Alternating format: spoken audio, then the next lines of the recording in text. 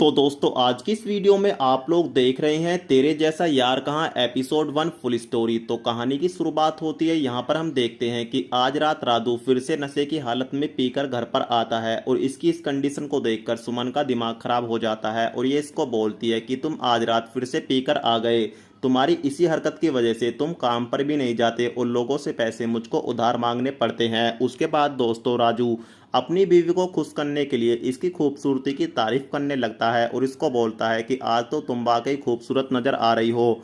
तो सुमन बोलती है कि तुमको नशे की हालत में मैं खूबसूरत ही नज़र आती हूँ, वैसे तो तुम अपने काम से काम ही रखते हो। तो ये बोलता है कि मेरी जान ऐसी बात नहीं है, तुम मुझको नशे में भी और सपने में भी हम हमेशा खूबसूरत नज़र आती हो और तुम्हारे होठ एक स्ट्रॉबेरी की तरह हैं, इनको मेरा खाने का मन कर रहा है। तो इसकी भी बोलती है तो मैंने कब मना किया है, ये होठ तो तुम्हारे लिए हैं, जितना खाना चाहते हो खा सकते हो। उसके बाद दोस्तों इन दोनों मियाँ बीवी का यहाँ पर सीन शुरू हो जाता है। आप पता चलता है कि सुमन तो अपने पति के साथ सिर्फ एक सपना देख रही है। फिर थोड़ी देर बाद इसकी जो नंद होती है वो इसके कमरे में आती है और अपनी भाभी को उठाने की कोशिश करती है, लेकिन सुमन उठने का नाम नहीं लेती क्योंकि ये तो अपने पति के साथ जन्नत की सैर कर रही है।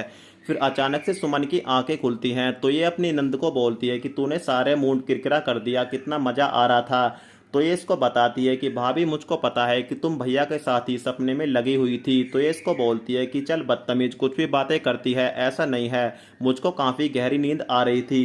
तो इसकी नंद अपनी भाभी को बोलती है कि भाभी जी आज शाम को मेरे पास तुम्हें कुछ दिखाने के लिए एक खास चीज़ है। तो इसकी नंद बोलती है कि शाम की बात शाम करना, अभी मुझे बहुत सारा काम करना है, तू यहाँ से चली जा। आप सुबह को सुमन के पास इसके पति का फोन आता है जो इसको बोलता है कि कैसी हो मेरी जान। तो सुमन गुस्से से बोलती है कि मर गई तुम्हारी जान, क्या बोलकर गए थे कि रोजाना फोन करोगे लेकिन हफ्ते में एक बार फोन करते हो। तो इसका पति बोलता है कि यार तुमको तो पता है कि मेरे सर पर काम का कितना बोझ है, फिर भी इस काम के बीच तुम्हारे लिए समय तो निकाल ही लेता हूँ और तुम शुक्र बनाओ कि मैं तुम्हें अभी तक भूला नहीं। तो सुमन बोलती है कि पहले तो तुम हर महीने मुझसे मिलने के लिए आ जाया करते थे, लेकिन इस बार तो एक महीने से ज़्यादा हो गया, अब की बार तुम नहीं आए। तो ये बताता है कि एक बार बस ये काम खत्म हो जाए, उसके बाद मैं हमेशा के लिए तुम्हारे पास ही आ जाऊंगा। अब अजय अपनी बीवी को बोलता है कि आज शाम को मेरा एक खास दोस्त घर पर आ रहा है क्योंकि उसको पास की कंपनी में अपना एक प्रोजेक्ट तैयार करना है और इस प्रोजेक्ट को तैयार करने में उसको लगभग 10 से 12 दिन का वक्त लग जाएगा। तो 10 से 12 दिन वो हमारे घर पर ही रहेगा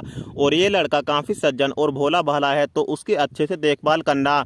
उसको ऐसा नहीं लगना चाहिए वो घर पर एक मेहमान है, बल्कि उसको ऐसा महसूस होना चाहिए कि वो घर का ही एक फैमिली मेंबर है। तो इसकी बीवी अपने पति को बोलती है कि तुम टेंशन मत लो, मैं तुम्हारी बात समझ गई। आप सुमन अपनी नंद को बताती है कि रात तुम्हारे भैया का फोन आया था, वो बता रहे थे कि आज शाम को हमारे घर पर एक लड़का आने वाला है क्योंकि उसको पास की कंपनी में अपना एक प्रोजेक्ट तैयार करना है। तो उसके सामने कुछ उल्टी सीधी हरकत मत करना और हमारी नाक मत कटवाना।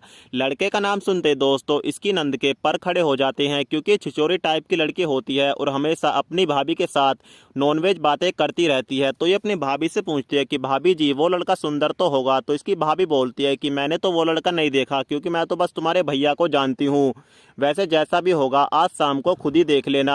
आप शाम को अजय घर पर आ जाता है और जैसे ही रेनू गेट खोलती है और अजय को देखती है तो इसको देखती ही रह जाती है क्योंकि जैसा इस लड़की ने सोचा था लड़का उससे भी ज्यादा खूबसूरत निकलता है। अब दोस्तों घर में ये अजय को ही देखती रहती है और अपनी भाभी को बोलती है कि भाभी जी भैया को मेरा थैंक यू बोलना, उन्होंने मेरे लिए कितना सुंदर लड़का ढूंढा है। तो भाभी इसको बोलती है कि अच्छा बाबा अब तू इस लड़के के लिए अपनी भाभी को भी भूल गई।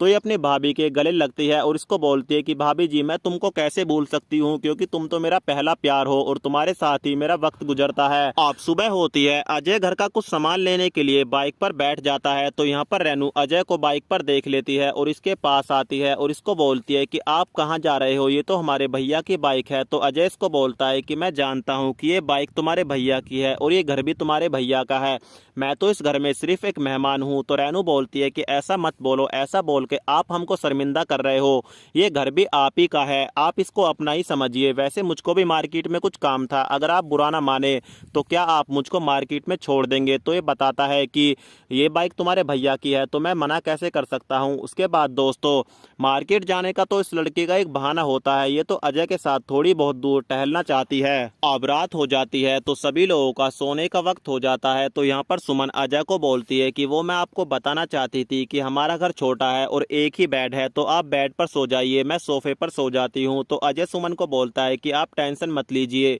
ये घर आपका है और आप राजू की वाइफ हैं, तो आप बेड पर सो जाइए, मैं सोफे पर सो जाता हूँ, क्योंकि वैसे भी मुझको सोफे पर सोने की आदत है। अब राजू सुमन को बोलता है कि कल शाम को मुझको शहर के लिए निकलना होगा, तो क्या तुम मुझको बता सकती हो कि गाँव में शहर जाने के लिए बस कहाँ से मिलती है। तो सुमन मुस्कुराते हुए बोलती है कि जब आपको जाना हो बता देना, मैं आपको सब कुछ समझा दूंगी। उसके बाद दोस्तों वेब सीरीज का जो पार्ट नंबर 1 है वो यहीं पर समाप्त हो जाता है।